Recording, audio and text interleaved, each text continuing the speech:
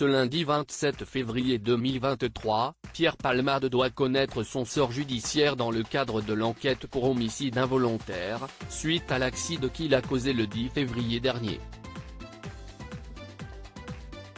Si la famille des victimes attend que l'humoriste soit placé en détention, son état de santé est inquiétant.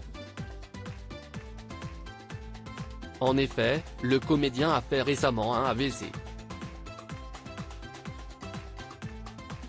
Du côté des victimes, l'inquiétude est toujours très présente. En effet, l'avocat de la famille des blessés a donné de leurs nouvelles sur le plateau de BFM TV. Ils vont très mal, commence-t-il par indiquer. Concernant la jeune femme, enceinte de 7 mois, qui a perdu son enfant, son état psychologique est inquiétant. Elle souhaite aller de l'avant et se reconstruire mais sait que ça va être extrêmement difficile pour elle, explique l'avocat. Son beau-frère, qui était le conducteur du véhicule, a été opéré pas moins de 6 fois.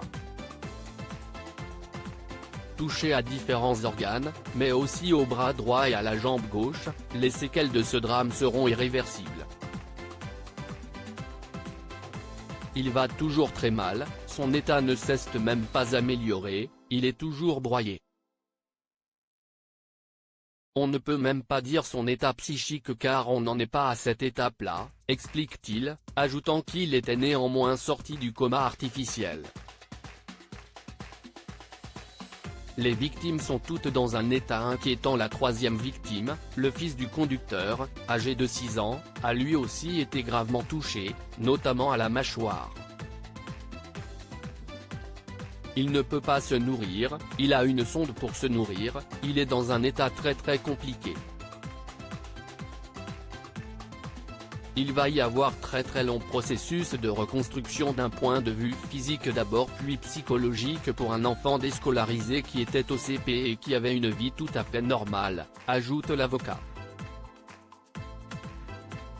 Les victimes espèrent qu'une seule chose, que Pierre Palmade s'explique et qu'il soit placé en détention.